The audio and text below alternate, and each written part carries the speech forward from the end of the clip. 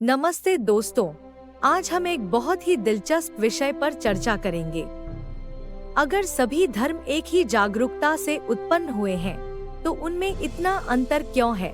जैसे कि भारत में जन्मे धर्म हिंदू, बौद्ध, जैन, सिख धर्म में मांसाहार को पाप माना जाता है, जबकि अब्राहमिक धर्म यहूदी, ईसाई, इस्लाम में इसे पाप या पुण्य के रूप में नहीं देखा जाता। मैं यीशु मसीह को बहुत पसंद करता हूँ, लेकिन उनके मांसाहार को समझ नहीं पाता था। जब मैंने बाइबल पढ़ना शुरू किया, तो मुझे कुछ समझ में आया। बाइबल के उत्पत्ति 1:29 में लिखा है, और परमेश्वर ने कहा, देखो, मैं पृथ्वी भर के सब बीज वाले वृक्षों को और उन सब वृक्षों को जिनमें उनके अपने प्रकार का फल होता है, जो बीज वाले हैं, तुम्हें देता हूँ। यही तुम्हारा भोजन होगा। यह साबित करता है कि बाइबल में भी पहले शाकाहार की बात कही गई थी। लेकिन मांसाहार का सिद्धांत कहाँ से आया? आइए इसे भी समझते हैं। उत्पत्ति 9:3 में नूह और उनके परिवार के लिए भगवान द्वारा दी गई अनुमति को दर्शाया गया है। जो चलने वाले प्राणी हैं, वे सब तुम्हारे खाने के लिए हैं। हरे हरे पेड़ पौधों की भांति मैं ये सब तुम्हें देता हूँ। इससे पता चलता है कि जब पूरी पृथ्वी पर बाढ़ आई थी और नूह और उनके परिवार एक नाव में थे, उनके पास खाने के लिए पौधे और वनस्पति नहीं थे, तब भगवान ने उन्हें मांसाहार की अनुमति दी थी, क्योंकि उनके पास जीवित रहने के लिए और कोई विकल्प नहीं था। हमारे हिंदू धर्म ग्रंथों में भी ऐसी कहानी मिलती है। जब सृष्टि समाप्त हो गई थी और हर जगह पानी ही पानी था, तो मार्कंडेय ऋषि को बहुत भूख लगी। उन्होंने परमपिता से प्रार्थना की और परमपिता ने उन्हें एक मरी हुई कुतिया का दूध पीने का निर्देश दिया। उस समय वह धर्म था, लेकिन आज के समय में अगर कोई ऐसा करने की बात कहे, तो हम इसे धर्म नहीं मानेंगे। इसी तरह द्वितीय विश्व युद्ध के समय जब हमारे भारतीय सैनिक रेगिस्तान में फंसे हुए थे और उनके पास खाने के लिए कुछ भी नहीं था, तो उन्होंने मरने वालों की बॉडी को खाकर जीवित रहने का प्रयास किया। यह उनके लिए आपातकालीन धर्म था, लेकिन आज के समय में ऐसा करना पाप माना जाएगा। इससे यह साबित होता है कि समय और परिस्थिति के अनुसार धर्म और आहार की अवधारणाएं बदलती हैं।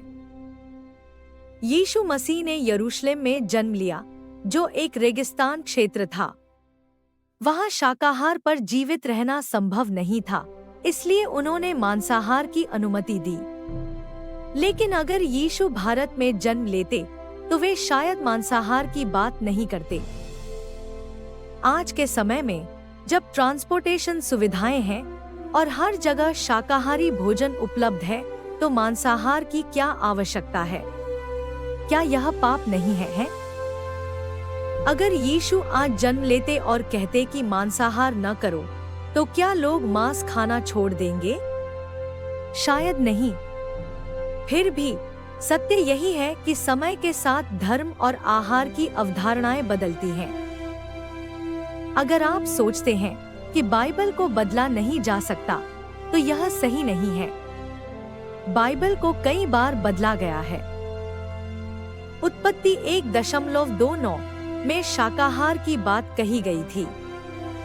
फिर लेव्य व्यवस्था 11 और व्यवस्था विवरण 14 में यहूदी कानूनों में कुछ जानवरों को शुद्ध और अन्य को अशुद्ध कहा गया, जिसमें केवल शुद्ध जानवरों को खाने की अनुमति थी।